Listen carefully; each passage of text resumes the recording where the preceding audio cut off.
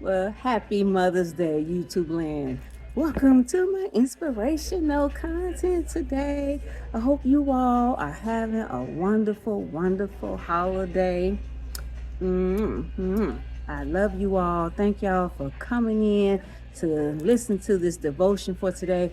I won't be before you very long. I am sipping off of a strawberry smoothie. I believe it's strawberry banana. Yeah, it's a strawberry banana smoothie from McDonald's. And in about an hour or so, my husband and I, we're going to the show. We're going to watch the Planet of the Apes because we already saw Unsung Heroes. And then, so out of the choices, the next best movie was the Planet of the Apes. And I have a fetish for apes. I just love apes and monkeys and stuff. So I've always enjoyed the fantasy of the apes talking like human beings and living like human beings. So I like it. If it was other movies playing that was really good, I probably would not have chosen the Planet of the Apes. And since we already saw Unsung Hero, which was excellent, if y'all haven't seen Unsung Hero, go and watch it. It is well worth your money and your time. Believe me when I tell you that. So let's get into this devotion. Like the video, sensational news. And I am reading for my new subscribers. I'm reading from my 366 devotions, words of Jesus for daily living. I purchased this book from Walmart. As the crowds increased, Jesus said, "This is a wicked generation. It asks for a miraculous sign, but none will be given it except the sign of Jonah." And that could be found in St. Luke, the 11th chapter, and the 29th verse. Now, going into the breakdown of this devotion. People love to hear sensational news. Gossip columns divulging people's weaknesses, scandals and rifts in families, particularly of celebrities, ensure that newspapers and glossy magazines sell like hotcakes. Everything that is corrupt in our society attracts the attention of sensation seekers. What a shame this is. All the beautiful things that happen are overshadowed by the evil that flourishes all around. Matthew mentions that some of the scribes and Pharisees came to Jesus and said, "Teacher, we want to see a miraculous sign from you." It is pretty clear that their intentions were not pure. They wanted to discredit Jesus before the people who followed him. In a sly and cunning way, they confronted Jesus, pretending to want him to perform spectacular miracles so that they would really believe in him. The first question that springs to mind is, what more did they want to? I'm sorry, hold on, y'all. Let me cover my food. This little fly on the side of me is getting on my nerves. Okay, stay away. The first question that springs to mind is, what more did they want to see than what Jesus had already done? Had they not seen the miraculous healings, the way people had been freed from disastrous circumstances, the multiplying of the bread and fish, and all the other miraculous signs? They said this wasn't enough. They wanted a miracle straight from heaven, something bigger, something more sensational. But Jesus saw right through their plan, and that is why he called them a wicked generation. Beware of the booby traps of sensationalism. Sensation only stokes unholy fires in the hearts of people. Hold fast to the simplicity of the gospel and worship God in spirit and in truth. Amen. And may God add a blessing to the reading of his sweet word.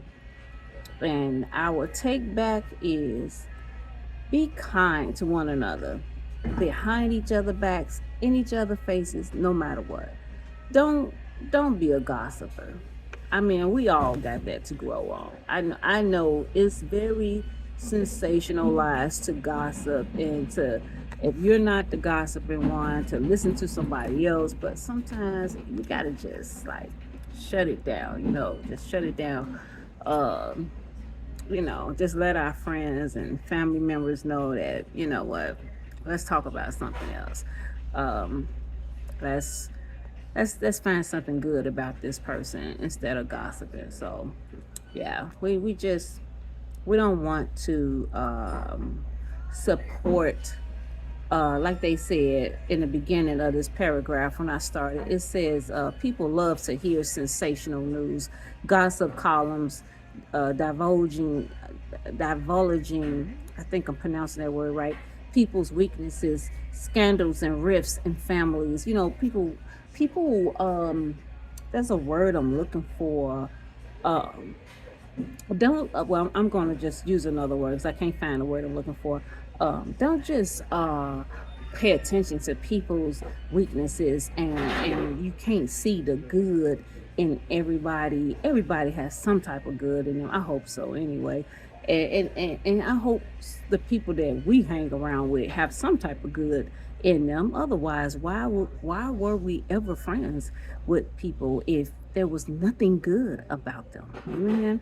So yeah, we might have our differences from time to time, but let's not make a habit of just throwing each other under the bus when we talk about each other. Let's make a habit of uplifting each other. And if you're not um, able to let your pride go enough to try to break the ice, at least pray for it. Let's pray for one another. Let's do that. That's the best thing we could do is pray for one another, right? Like the video. That's all I have for you all today. And I look forward to uploading at least by Wednesday. It would be time for our grandmother's content again, and it would be Grandma Mary's turn. Amen. And you don't want to miss it. So I plan to really have a treat for you all next Sunday. Yeah, I'm not going to say nothing else. Just you don't want to miss it. And thank you for supporting this past Wednesday's content and all the other Wednesdays before. I really appreciate the love and the support, the encouragements, all the compliments. I could not have done it without God and you all cheering me on. Y'all boost me up. You motivate me. You give me a reason to think, and I really appreciate that. All right, y'all. Have a very good rest of your Mother's Day. Continue to treat your mothers. Those of you all whose mothers are still in the land of the living. My dear mother, real quick, I'm gonna say something on her behalf. She's been gone for a long time. She passed away like back in 93, and I was only 21 years old. My mother was my pastor for about 10 years because she started her own church in the basement of our home. It was called the Messiah House of Prayer for All People. And she was a wonderful mother, wonderful pastor. We were pretty close. We had our differences sometimes, but God blessed us to get those differences together before she passed away. Uh, yeah, in fact, the last couple of months of her life, when she was in the nursing home, me and my big sister Janice, we took turns taking care of our mom. The staff, if they didn't see me, they saw her, and that's what we did for my mom. And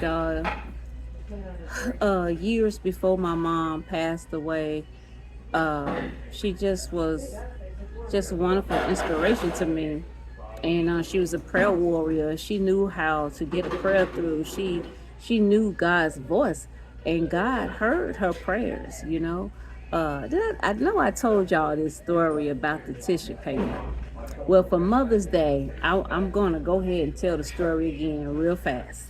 For those of you all who did not hear the story, because I have a lot of new subscribers, so everybody didn't hear the story. So anybody who don't want to hear the story, you are more than welcome to go ahead and click off at this point if it sounds repetitive. I know you have other things to do, but let me go on with the story, and then I'm going to let everybody go so that I can finish eating my little filet fish sandwich and my smoothie. I was a little girl. I was about 10 years old, and we had a neighborhood store that was right across the street from us, right at the corner of our house. And my mother sent me to the store to buy maybe 2 or 3 little items, right? I was able to handle that even at that age. And so I went to the store, and as I was getting everything she told me to get, and I don't even remember everything else she told me to get. I really don't. I don't remember what she told me to get. But there was a voice. It was an audible voice that said, pick up some toilet paper. And it might have said pick up some tissue paper. I'm not sure if it was tissue paper or toilet paper, but we all know it means the same thing, right? And so I looked around because my mother didn't tell me to pick up any tissue paper. So I was like, that voice wasn't talking to me. And so I'm looking around, and everybody is like talking to each other, and nobody's saying anything to me. So I said, okay, that must have been somebody talking amongst themselves, and I just heard it. Okay, so I ignored it, and I went on to the register and paid for the 2 or 3 items that my mom told me to get, and I went on back home. Well, anyway, when I got to the house, I set the bag on the table, and my mother looked through the bag, and she said, just as confident as ever, she said, where's the toilet paper? Where's the tissue paper? And I looked at her. I said, Mama, you didn't tell me about any tissue paper. And she said, I asked the Lord to tell you to pick up some toilet paper.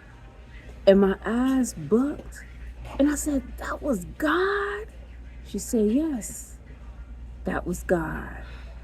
So I want to leave with you all today. I'm going to leave y'all with a that was God moment.